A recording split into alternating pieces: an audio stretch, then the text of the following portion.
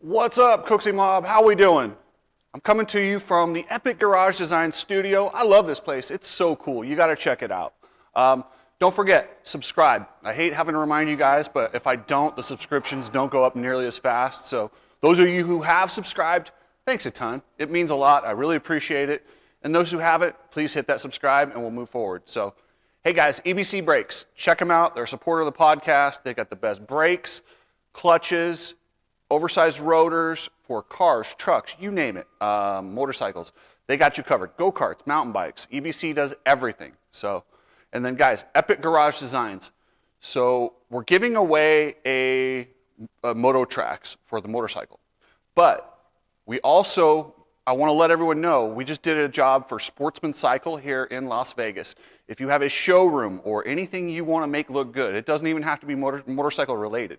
If you just want a badass looking floor, we can dial you in. Head over to the website and you can do, like, if you happen to win, go over to Epic Garage Design's YouTube channel, subscribe, and make a comment on the interview with Travis Ogburn, the owner.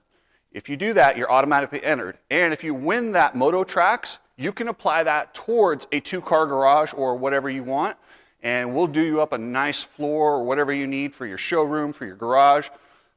We'll make you look badass, but check out the one we did for Sportsman Cycle. It's amazing how it turned out. It really makes the showroom pop. So anyway, guys, let's get into this bad boy. I'm in the empire business. Everybody love everybody! You all know exactly who I am. All right, guys, so Jason Anderson, he's a sleeper this offseason. You haven't really heard a whole lot. But if I'm his competition, I'm scared. I'm very scared. Because a focused Jason Anderson on a comfortable Kawasaki, I mean, he looked so good. He had his best season as a professional last year. He didn't win the title, and I know he's a past Supercross champion, but he even said that year, last year, was better than his championship year. He won more races. He felt better. He was just, I mean, Jason Anderson is, it's funny to say he's coming into his own at right near 30, but that's, in my mind, your athletic prime. And if you can get your mental and your physical before, you get your mental to match your physical before your physical starts to deteriorate, and you just get magic. I mean, you look at him, Tomac, Roczen, all these guys are at that same age, and I love that the stigma's gone. We don't have to write these guys off as old. Guys, it's a mentality. As long as they're hungry, not injured, they're good to go. That's the one thing that we have to look at is injuries. I guess Anderson had an off-season procedure on his back. I don't know too many details about it, but that's what I was told.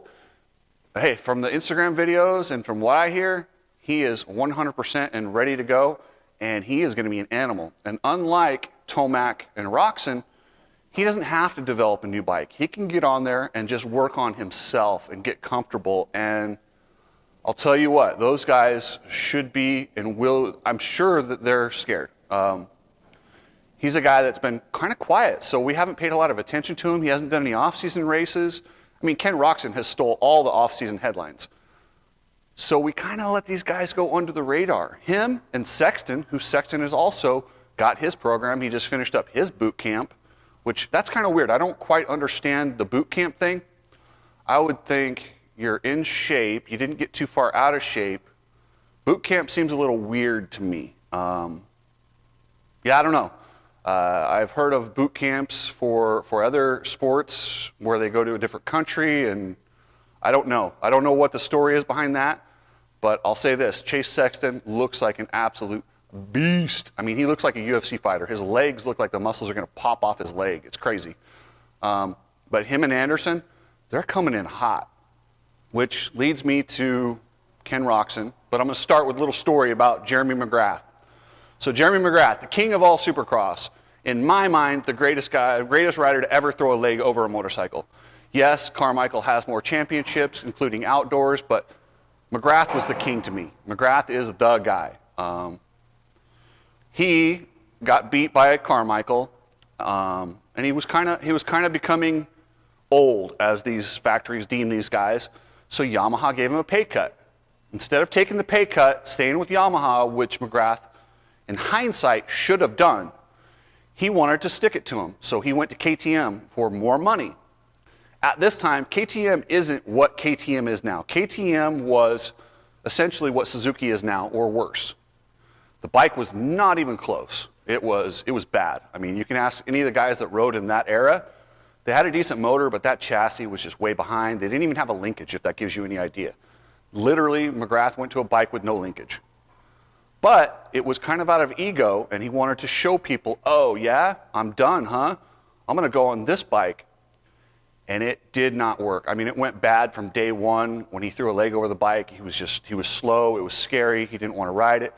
McGrath, who almost never crashed in his career, dislocated his hip prior to the season and just said, you know what, this is a horrible idea, I'm out. And that was the end of Mac. In fact, a lot of guys, my buddy Gonzo, who I used to work with, always said that KTM killed the Mac. He's not wrong, it did. It really was a bad deal. It left KTM looking bad. It left McGrath looking bad. It just wasn't, I mean, I will say this, the graphics on that Bud Light KTM looked pretty good. And what he did that year is he just went out and just threw knack-knacks, but he never hit the whoops, and he just said farewell. And that was the end of McGrath, essentially. I know he came back with Honda, but his serious racing days at that point were over. And when I see Ken Roczen riding the Suzuki saying he can win, and yes, he would stick it to everybody, I will be borderline shocked. Not borderline, I will be shocked if he gets on the Suzuki, which sure sounding a lot like he's going to do, and wins. It would be one of the greatest stories ever, but it might also be one of the dumbest things you could do in a career. I don't see it. Maybe he knows something I don't, but I mean, the great Denny Stevenson weighed in on this, and him and I are on the same page on this one. If you check out his Instagram, Debo360, Denny's got some great opinions, and him and I feel exactly the same about this. It's just a horrible idea. Ken is not a guy that is, he needs to be comfortable. He's finally gotten comfortable on the Honda, and it's the stock version. I don't know why you wouldn't stay with that version and just win. Just win. That's the only thing missing in his career is a Supercross title. People think I'm being negative when I'm talking about Roczen. I'm not. It's because I want to see him win. He's one of the all-time greats, and I don't want to see him go out like McGrath did. That was a sad way for McGrath to end his career, and I'm glad he got to come back with Honda and do some races, and it's turned out well for him. But if you read his book, he'll say that KTM deal was a bad deal, and if I'm Ken Roczen, just take a look at that. And is the Suzuki as bad as the KTM was? No, but it's still not as competitive, and there's more fast guys than there were back in the day. So in comparison, it's just, how do you learn the future? Check out the history. In history, things like this haven't worked. It didn't pay off for Mac, and I don't think it's going to pay off for Roczen, other than in the bank account. And I heard it's for a nice chunk of change.